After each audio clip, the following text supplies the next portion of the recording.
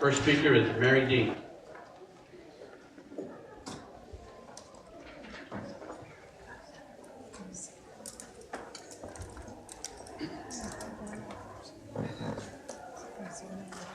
Welcome. Good evening, Superintendent Allison and board members. This seemed like it wasn't so long ago that I was up here asking for your consideration to not close 5 schools, and here we go again. Here we go again with forced busing of low-income students. I'd like to give you some numbers. There are 15,797 residents that live within 1 mile of current location of Southeast. Those residents have an average income of $27,075 compared to 807 residents that live within 1 mile of the proposed location. And those residents have an average income of $80,518. That's 5% of the population with 66% more income. It will mean that forced busing as many students in the current school district who would walk to school now. The new school will only serve 800 students. Current enrollment at Southeast High School is over 1,600 students. So where else would those students go if the schools weren't crowded? The largest high school is East High School at 2301 East Douglas. It has over 2,100 students. The fourth largest school is South High at 701 West 33rd Street South with over 1,600 students. So I would ask again, if you would consider not closing Southeast High School, do what the 08 bond said it's gonna do, and that was add an addition to the school, instead of closing the school to become a training facility for the city and county sheriff and police department. Please consider these low-income students who will have to be forced to be bused yet again if you close Southeast and build a school at 127 and East Pawnee. I also would like to ask and request that you do what you said you were going to do, and that's have community meetings to have input from the community about Southeast and the closing. Thank you for your time. Greg Dye.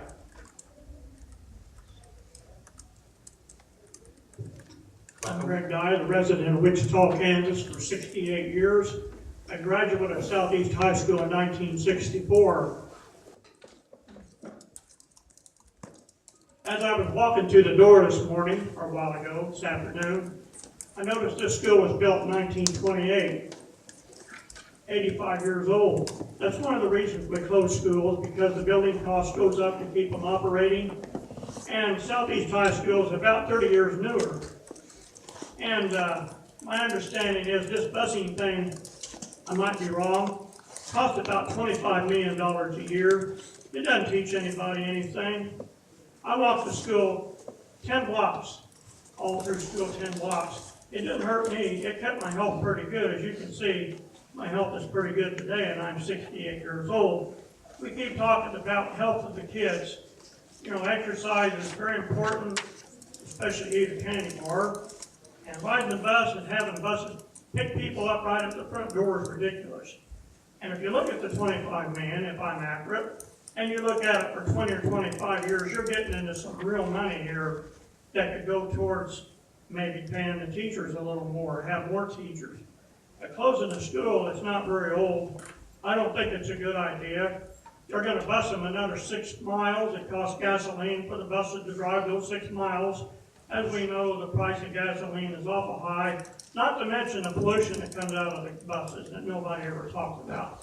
Anyway, I ask you not to close the school, and on these big issues like this, the people should be able to vote on it. At least the people that live in that school district should be able to vote on whether they want their school closed or not. When they closed Sunnyside School years ago, they put new windows in it, fixed it all up, and it's in my neighborhood.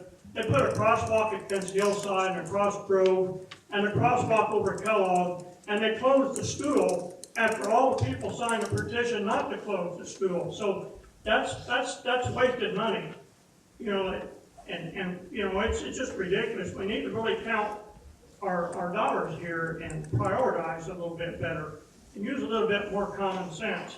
And I would like to thank you for allowing me to speak. There are people who don't think that we should speak at the podium, and they're a minority. And my understanding is there are some people who come up and aren't respectful to you, people who are elected to office, and I most certainly am not going to do that. Because, you know, I understand you don't even get paid for doing your job, if that's correct. So I want to thank you for helping us and elected representatives, and allow people who vote for you to vote on issues that when you're talking about a lot of money here, you know, that's going to be spent to close the school that really don't need to be closed. Thank you very much. Thank you. Don Landis.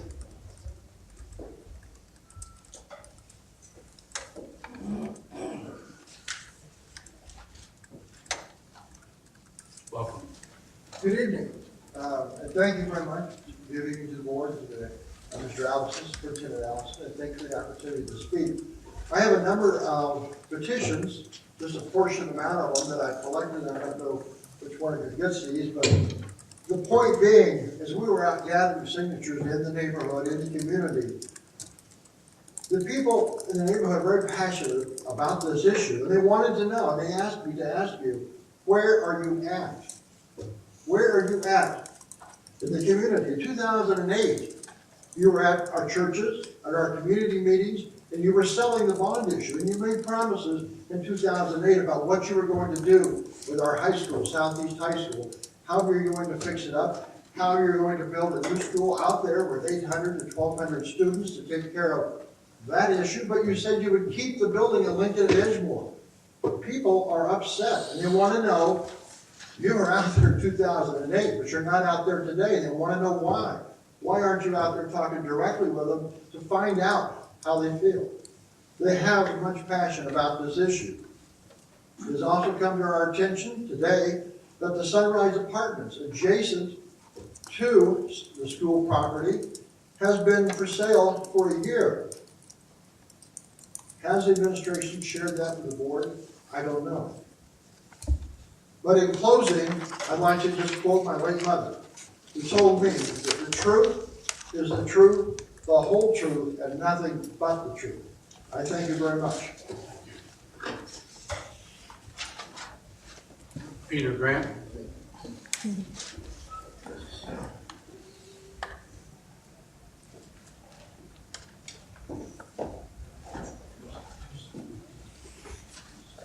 Good evening.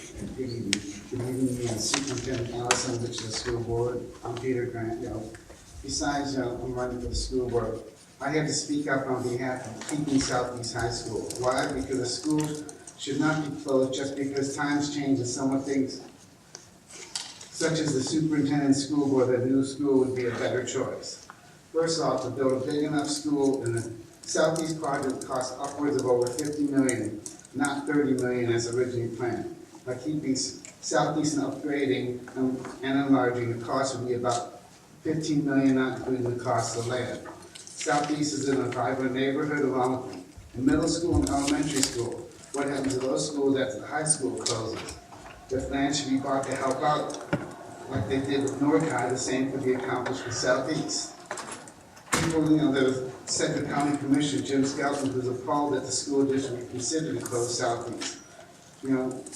Besides wanting to build a new school, the county and the city would have to build up infrastructure for the new school, would be, and in times of declining revenue, the city and county would be hard pressed this time to fork over money that would be best used elsewhere in the community. If Southeast would be used for a law enforcement training center, would you want that in your neighborhood? And especially if they might have a target range in there, for target practice, would you want your kids nearby?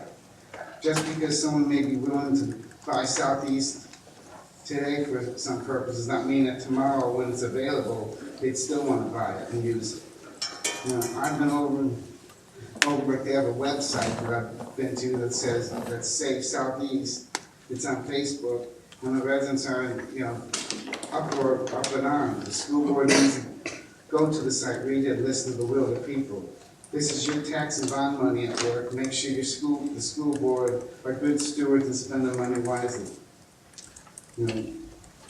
All over the limits. The school board made a promise to the people of Wichita about the 2008 project should have happened, and then, they don't keep their promises. Remember, 50+ million in city county money or spending 13 million in buying property. You do the math. Thank you. Thank you. Mike, we're ready for the next item? Consent. Ready for consent? I'll go around the table and see if anybody has anything they'd like to pull. Lenore? I have nothing, thank you. Barb? I have nothing. Betty? None. Connie? Cheryl? And I have none. I'll entertain a motion. So moved. A motion by Lenore, seconded by Cheryl. See no further discussion, would you cast your votes, please?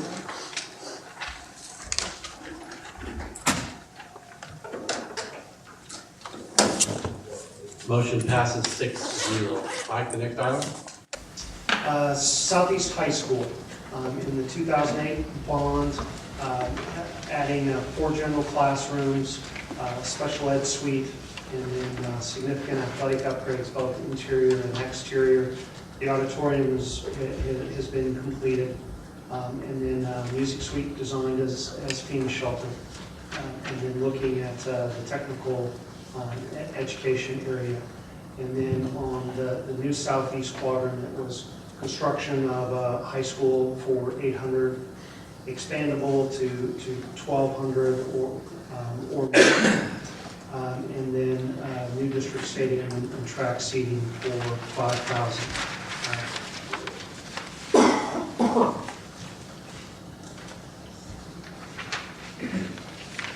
A couple aspects that, before we get into to looking at some of the details. Enrollments, when we looked at RSP projection for the southeast area, is one that is projected to be stable or some growth. Now, the projection is also contingent upon the southeast quadrant. That growth is much greater once platting and development and those things start on down the line. But over the next 5 to 10 year projection, they had that it would remain stable. We have not received any FEMA funding for this project. As I talked about the last time, and I will just continue to reiterate, when you look at our loss of operating funds, and that's the staffing, the textbook, the supplemental salaries for yearbook and fine arts and athletics and all of those aspects, that's the area that we have had significant impact.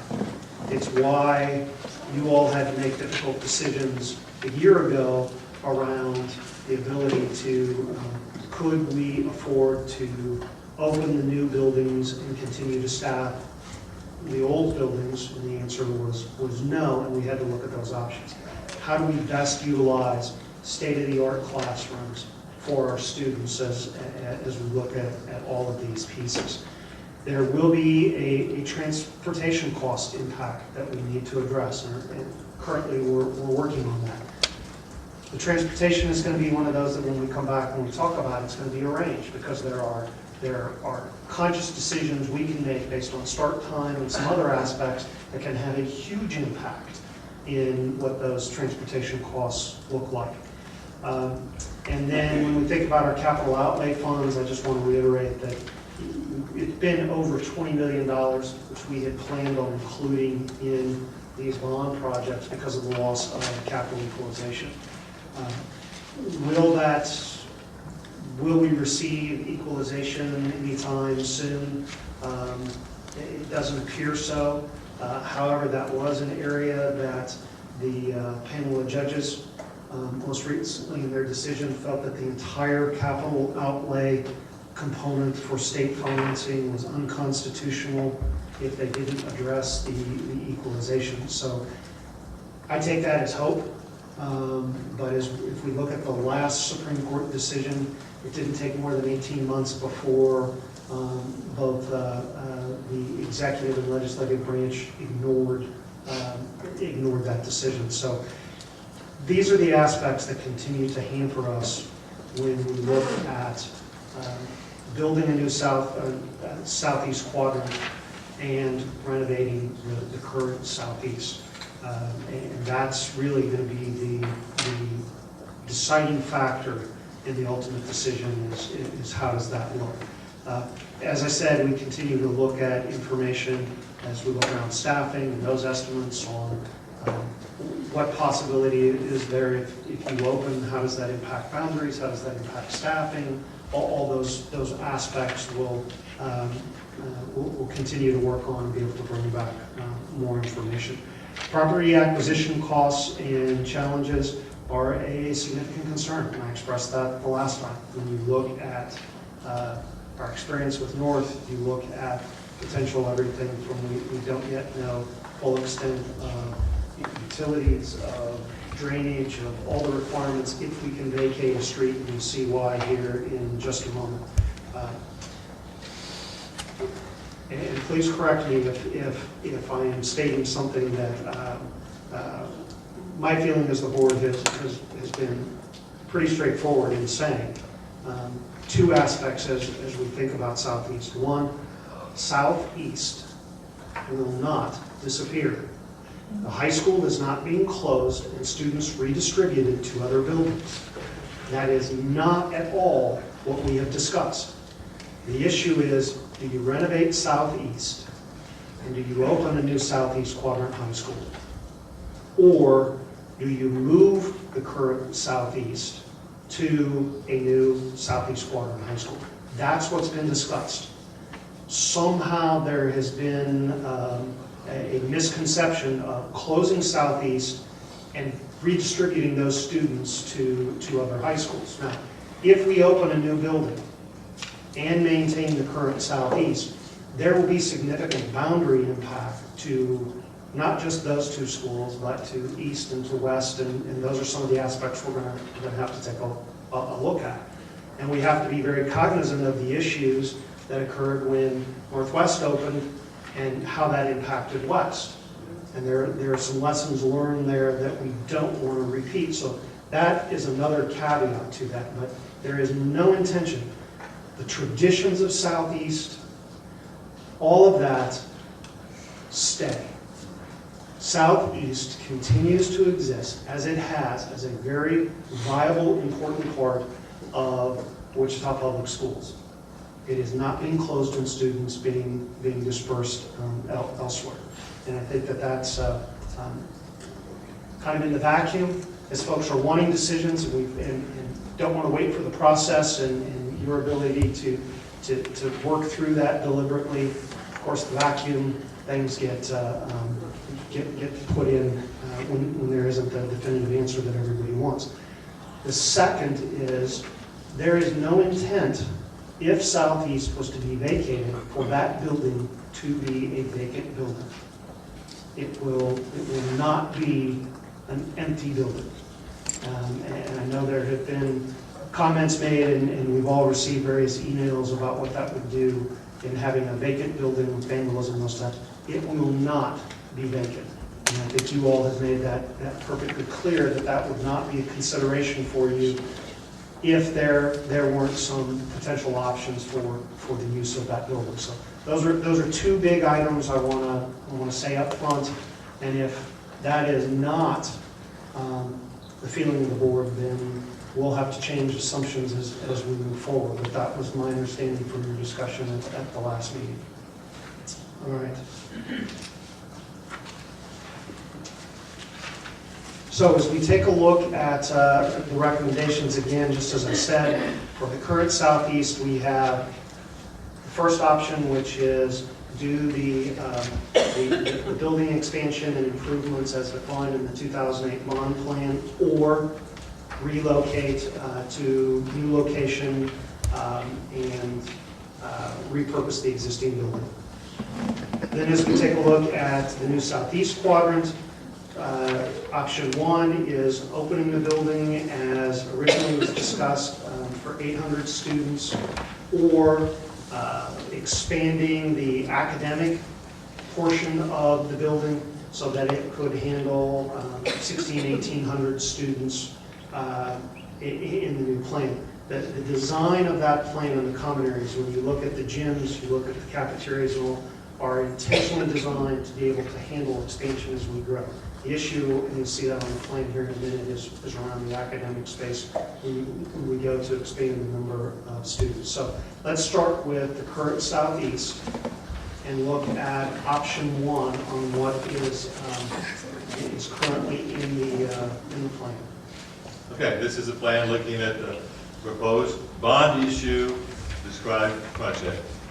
And as you can see in red, that's the main part of our expansion, which is the new athletic complex that includes our new gym, locker rooms, and swimming pool. Very comparable to what you've just recently seen completed at Heights. It's almost identical. Same gym, same pool, same locker room capabilities. That's growing to the west. Just take the existing gym space there, as you can see, and we're just expanding that off to the west. It's about a 60,000 square foot new constructed space. Also included in that expansion would be some additional lobby space, some office space, and then a wrestling room, new wrestling room. Again, comparable to what we've done at the other schools, that would be also hard to become one of their shelters, shown there in purple. The other part of the expansion is up around the fine arts area. You can see shown in purple up there. This would be a new band and vocal expansion with offices and ensemble practice rooms, etc. Expansion of the music area. That also, shown in purple, would be hardened to be the second shelter. So there would be 2 shelters. About 14,000 square feet of our 60,000 square feet is actually hardened to be shelter space.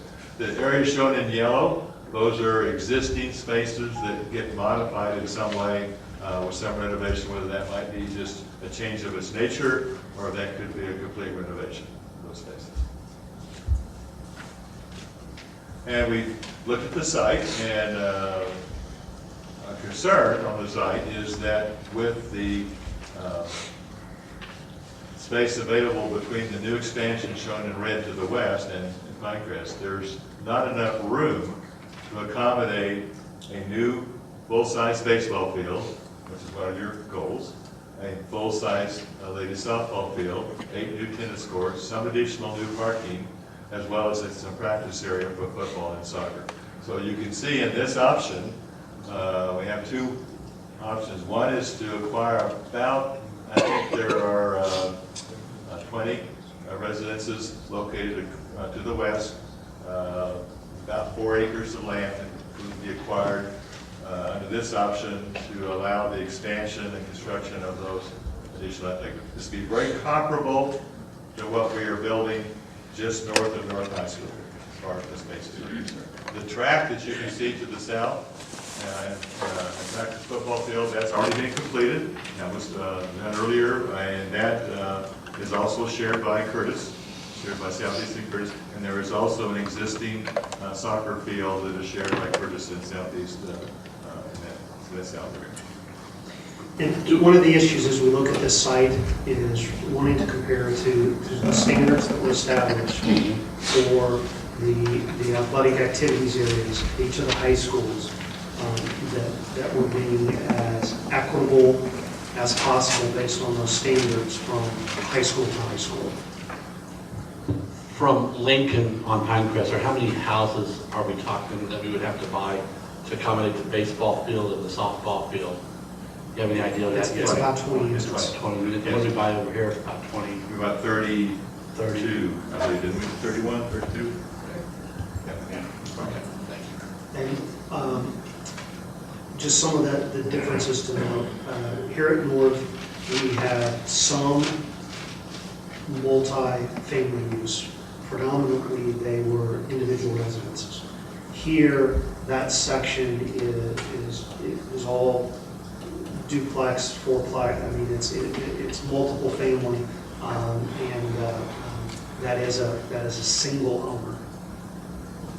I would also point out that the actual goal that you had for all the high schools is that they would have 2 baseball fields, 2 softball fields, 2 practice fields for football, and 2 practice fields for soccer. Now, obviously, that takes tremendous acreage. On our bigger sites, we can do that, but southeast, that would be. So what you see in front of us is, as Mr. Cox talked about, getting closer to the standard that for each of the high schools, and adding the space is going to further require, when we look at trying to bring the site up to be equitable with the others, is going to require further space. And this is just another option. You probably did different ways you could draw the options, and different ways we could expand it, but to get closer to our option, particularly with the practice field, we still only have 1 baseball, 1 softball field, but we would have a little more practice space for both soccer and football. And you see this would be about another 20 residences to the west. Okay, if we go back to the first picture, Okay. right? Okay, the comment has been made that we have 10 acres there, and 10 acres is lots of space. You don't need any more. You don't need to buy these apartments. You don't need to expand across Pinecrest. 10 acres will accommodate everything that you want to do.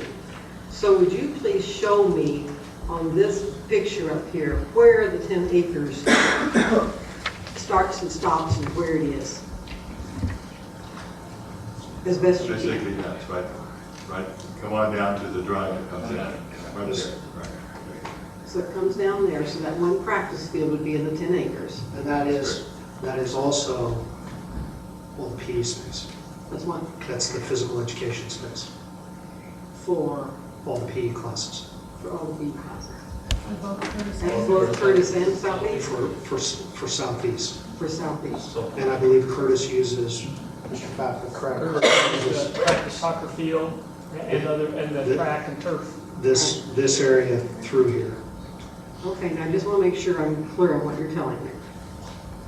So what I just heard you say was the 10 acres that people are telling us is ample space is where that practice field is. That's the 10 acres, is that She correct? goes, And then, she goes to Lincoln, from Lincoln to the cross drive, right there. And from the parking lot to Pinecrest, that's the 10 acres. So the 10 acres would, on this drawing, would include the practice field, new parking. okay, And the reason parking is required would be because of you're adding capacity at the Sure. gym. You have to add So parking. to meet the requirements in the tennis courts. That would not allow space Okay. for baseball or softball. all right, so it's basically, the 10 acres is what is between the current facility and Pinecrest. Correct. That's the 10 acres, That's the 10 acres. right? Something else to think about is baseball, basically, we have a defined stadium. Yeah. The outfield fence is, your standard is 315 feet, from the plate to left field out of bounds. And major leagues are bigger than that, but yours is 315. When you take the baseball field and set it in that 10 acres, there's no way to put that in there without the outfield going down to Pinecrest, or the other way, home plate in Pinecrest. And also, you'd have to have the outfields would have to overlap, much like they did here in North. I mean, there's, a baseball field alone takes almost 4 acres, just for a baseball field. So, you do baseball field, softball field. A practice soccer field or football field takes about 4 acres. So you add those up, 10 acres just isn't enough to do it all. Now, could you get by with it? They have been, but that's not what our goal was. Our goal was to create equitable baseball field, softball field, 8 tennis courts, and full-size practice fields for our students that participate. To your question, let me go one more slide here. When you take a look at the current activity acreage for each of the high schools, North is 19 acres, Southeast is 20.6. You can see how that compares to the other high schools. If you go back and you did not acquire additional property, and you did the addition of, the new addition for the gym and the pool and the parking, you've now dropped southeast with no additional property acquisition to, going the wrong way. Instead of that 19, you're at about 16.9. So southeast becomes the smallest area and would not have the equitable facilities without property acquisition compared to the other schools. Cheryl? Okay, my question involves that same diagram, or that same picture, because I just want to make, because we have Curtis sitting there using this space too. And if we don't acquire the new land, and we do add the new addition, then we've cut down not only what's available to Southeast, but also what's available to Curtis, correct? Correct. And it's my question is, if we do acquire the new land, build the new fields, would those still be used by Curtis? Could those be part of what Curtis uses a practice field for PE or whatever? Because they don't have enough either. Yes. Is that the thinking? Yes. Barb? Where the softball field is located, part of it's on one side of Pinecrest, the other side of Pinecrest, right? You have to be very careful if you're playing the outfield in that stadium. That's what I'm wondering. I'm wondering if those people that live in those houses are going to feel very safe. Softball, hardball. So I did read that right, so I'm not real. Yeah, this would involve closing a portion of Pinecrest, obviously. Right, but the way the diagram looks, there's still quite a few homes left there. There are still some, yes. And when you build a new softball field or the new baseball field, they have fences that, you also have to have some green space when the fences to streets or to homes, et cetera. So you don't want to just have a fence come right up to the backyard of somebody. So there needs to be, in addition to like I said, it's almost 4 acres for the baseball field, but there also needs to be some space around for practice activity as well as balls that go out of the field so that we don't create a hazard. Can I ask for a request right now, John, because I Yep. want to forget? What about providing the board with where Caldwell's playground is going to be approximately, what Curtis is going to be using, and what Southeast is going to be using, and what's duplicate within Southeast and Curtis, so we get a better understanding? Kind of a total site utilization. Yeah. Okay, That would be, thank you. we can do that. I have a question. I know the answer, but I just want to, how many high schools and middle schools in the city do we have now that are sharing property? We're talking about equity here. We don't have any other high schools and middle schools that are sharing facilities other than Curtis and Southeast. Is that correct? High school and middle school we do have Enterprise. That'd be correct. But Enterprise is far enough away from South that they're not sharing. They're not sharing any. One in a Right. close proximity. But they're not sharing any facilities. Correct. But yet at Southeast, we're showing, Curtis and Caldwell are sharing facilities with Southeast, correct? Yes, it's a tight space so that they all utilize. If that's, I understand your question. Connie? All right, I want to go back to your option 1, please. I want to make sure I heard you correctly. In this option, obviously, we're going to have to close a portion of Pinecrest. And we're going to have to purchase some multifamily units there. I think you said there were approximately 20 units. I believe in that there. underneath the baseball and softball field there, there's, I believe, 20 About 20 units. Under this option that we would have to purchase. I'm sorry. And this is an area where there's, we don't know what all the details would be. As you plat that out, how much space, might the city require between the existing structures, what we might have to do if we're able to vacate for Pinecrest, where there being able to drive that would be necessary. So, that could increase, we just don't know at this phase. And then in your other option where you show the 3 practice fields, this option here, tell me again approximately how many multifamily units are underneath those 2 practice fields there, get an approximate number. It kind of depends on how many you would purchase south of that new street that would connect Pinecrest to the west.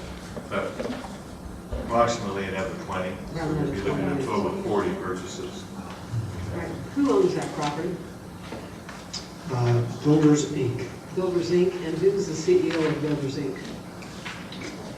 Who's the head of Builders Inc.? I'm sorry, I don't know. Who is it?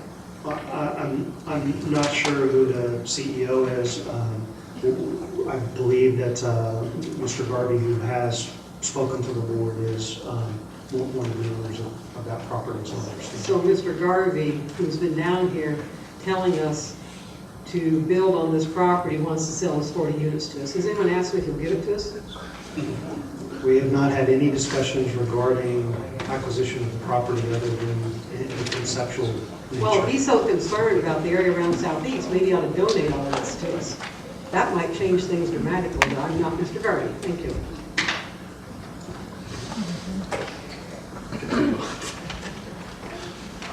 Okay, that showed the acreage. Then we look at southeast option 2, which is relocating the current southeast to a new facility and then repurposing the current southeast building. Want me to do this a bit? Yes, Okay, please. this is the 125-acre tract of land that you currently own at Pawnee and 127th Street. You can see up to the northeast is a section of land that you do not own. So it's kind of an L-shaped piece of ground. As you come in off of Pawnee, you had designated 10 acres of the 125 acres to be for a future possible elementary school. So what we've looked at is developing basically the land from the future development of the elementary school potential site to south. So we're developing about 100 or so, 110 acres of land. We have access roads coming in from Pawnee Street, also from 127th Street. The high school is shown there. It's basically a Northeast Magnet plant, which is kind of a linear Main Street concept with the athletic fine arts complex where the arrow is, very exactly like you see at the Northeast Magnet.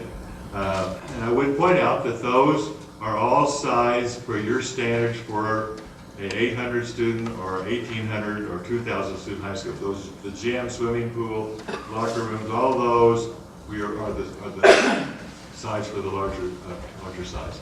Then, as you go on to the east, then would be the Main Street, 2 stories high, much like Northeast Magnet, and has academic classrooms, and that's designed so that those academic wings can grow. So the size of the school varies based on how much academic space we build, classrooms, social studies, English, language arts, those kinds of classroom spaces.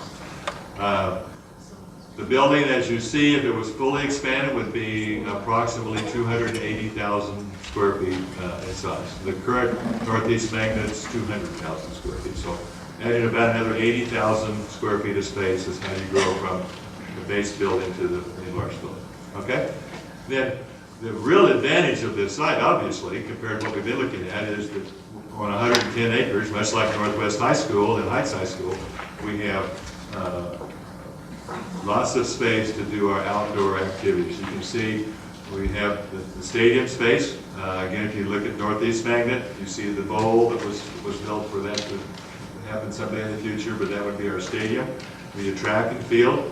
Would also have seating for 5,000 for track events and football and soccer events. There is parking for 1,000 cars on both sides of the stadium with access drives in and out. There is also then a complex of 2 baseball fields, 2 softball fields in our ideal setting where they're all around a common core. There's 3 practice fields for soccer. There's 2 or 3 practice fields for football, and then there's our 8 complex for tennis. So, obviously the advantage to the site is that it does have the acreage that we can do both the building in its expanded nature, and also we have the space for all of the activity space. And then as we take a look at timeline, southeast option 1 is about 35 months. And if you then look at the southeast Quadrant High School, it's 34 months. One of the issues, much like Caldwell, because of the tight nature of the site, once construction starts at southeast, the athletic fields will disappear. So for a period of time in this, the athletic fields, those teams will have to be much like North did, say with soccer and some of the others here for quite some time.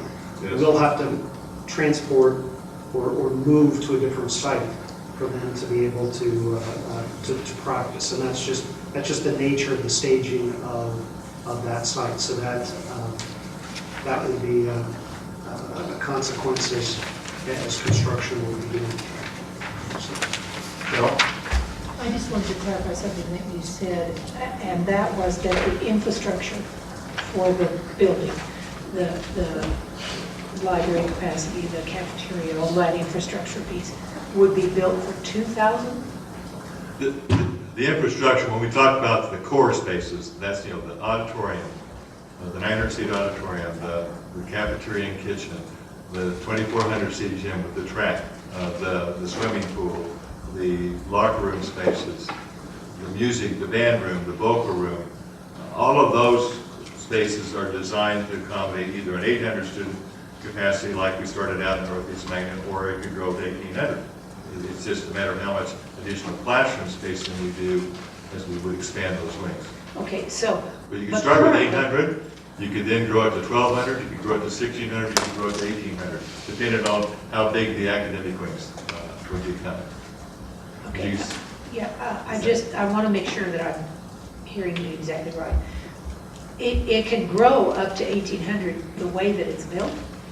Even if it were an 800 school, the infrastructure wouldn't have to be rebuilt in order to take on another 600, 800, 1,000 kids. That's correct. Yeah. It's So the all sized infrastructure- for a larger capacity, yes. Yeah, that's what I Up to thought as you were much as saying, they but I can. wanted to make sure that I was clear. Because truly, we're building this to grow. Because other than not building the classroom space, the rest of it could be expanded to hold many more students. That's correct. Okay, and then, so if we decided to do this, and we added the classroom space to hold 1,600 or 1,800 kids, we wouldn't have to redo the design for the infrastructure. That's correct. What you see in white is basically the Northeast Magnet plan. Right. With, like I said, the cafeteria, commons, kitchen, PE athletic complex, and then Main Street, 2 stories high, that leads off, in their case, to the west, in this case, it goes east. And you can see the initial academic wings are there for 800, shown in white. The red shows those academic wings growing, and, in this case, doubling in size, Yeah. so that we could accommodate 1,600, 1,800, Because if another you huge- choose to do that. Right, another huge if we close southeast, the old building, and move southeast to the new building. And John, you're exactly right, we are not planning to not do southeast. It's just which building it's going to be in, or both. But if we did that, we could begin to build it for, because right now they have 1,600 students there. If we could build it for 1,600 or even 1,800, then we could pick up the new kids. Is that a true statement? Correct. Right, Thank you. and this is the same design as Northeast Magnet. Yes, and that's So- beautiful. So it is, that site is also designed to add the academic wings, as you see here, should we need to look at that as a comprehensive high school in the future, or we wanted that program to expand beyond 800. I think that's the beauty of this design, is that you've got the common areas designed for expansion, and then it's a matter of adding the academic, and the way it's designed, it's very easy to do. Okay, and one more quick question, just to make sure that I'm tracking with you. the cost that you're giving to us is for 800 students. We gave you two costs. Okay, There's right. the 80 cost to or be 16. 800, and there's a cost to be 16 to 18. Okay. 16 to 18, right? I gave you two costs. Okay.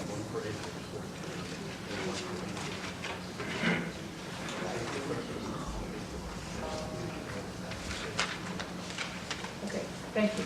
And they both include the stadium. Both of those costs include the It includes all the other stuff around it. Yes, it does. Either one. Everything you saw on the It's site just- plan. The Baseball difference is fields, the tennis classroom courts. space. Right, the parking, and it includes the stadium. Connie? John, as mentioned earlier, there were a lot of statements made by our speakers, and by the way, I want to compliment, only one of the speakers remained has heard this entire conversation, and I want to thank you, sir, for staying and listening. I appreciate that. I wish the other speakers had been able to do that also. It's really frustrating when people come down and talk to us, which they're certainly welcome to do, encouraged to do, and then they leave before we talk about the item that they came to speak about. It's frustrating because we're trying to share information. So thank you, sir, for staying. I appreciate that. Well, you're certainly welcome to, and thank you very much. Anyway, I did want to ask, because again, I want to make sure that we're clear about this. Under the current Southeast High School, option one, which is to do what, is to build the gym, lockers, and all that stuff. We have budgeted approximately $13,850,000 plus whatever it's going to cost us to, no, we're not going to purchase property. Mr. Garvey's going to give it to us. So approximately $13,850,000. To build the new high school at a capacity of 1,600, you're estimating $54 million. So if we take the 13 million, well, actually, the bill for an 800 is 42 million, I'm getting confused here, it's 42 million. So if we take the 42 million and add the 13 million to it, we get a lot more than 54 million. We get about 56 million. So we're actually saving about $2 million, give or take, in the facilities. Potentially. Is that about right? I mean, give or take approximately. Okay, it's new math, you know. Just Okay, remember, these are order of magnitude numbers until. that's right, that's right. That's correct. Okay, now that I wanted to ask one other question, and John, I don't mean to put you on the spot here, and I know you haven't thought this through, but you have a slide up here that talks about repurposing the current Southeast High building. You flipped the slide through here that showed that. One of our speakers alluded to the fact that we would be putting in an outdoor shooting range and implied that there'd be bullets flying through the neighborhood. And I was highly offended by that speaker. I can assure you of that. There is no way, people, we're going to have bullets flying through this neighborhood because of an outdoor shooting range at this building. That's, give me a break. Just to let you know, the police department has its own range out by Lake Captain, so. That person just really offended me. But having said that, could you just, and I don't mean to put you on the spot, but could you talk about some of the possibilities of repurposing this building? Because again, we're hearing all kinds of stuff out there. And I know you're not prepared with a proposal, and so I really don't, if this is unfair to even, Well, I can address it in general terms. that's fine, that's what I need right now. There were comments made that appeared in the paper about conversation regarding the joint city-county. Again, those were just conversations, the what-ifs, what would be, what's necessary or on their list regarding what their needs are that they're looking at building. How might that coexist with a portion of the current Southeast? I don't know if we get down that road and we need to look at this building. In fact, conversation would continue. I think it's a significant potential savings to the taxpayers, but you have to go through that process. Looking at consolidating district professional development, we have various office locations around the district, looking at consolidating district opportunities in that site. Continuing to look at the portion of the site functioning as an education center, both K-12 and higher ed. Interestingly enough, after the article appeared in the paper, I've had a number of folks ask about timeline and those types of things. So I think if the board moved that direction, we could become much more specific in talking about options. At this point in time, what I've tried to do is the due diligence as we looked at all of our district holdings. What value is present there in really our property portfolio. And then knowing that that is not a facility that in any way, shape, or form we would want to leave vacant, what's the magnitude of options. And they're extensive. I mean, I think it's more narrowing the options than it is trying to develop an option. And that would be something that if, when the board's ready, I can provide more specific information. And at this point in time, any conversations that the district has had have been very informal, kind of the what if, and some of the folks that have contacted the district to say, what if? And we've been prepared to look at more specificity as we move forward in the process. Thank you, and that's what I really needed, was just in general, because the building is large enough and has all kinds of potential there. We need to use it.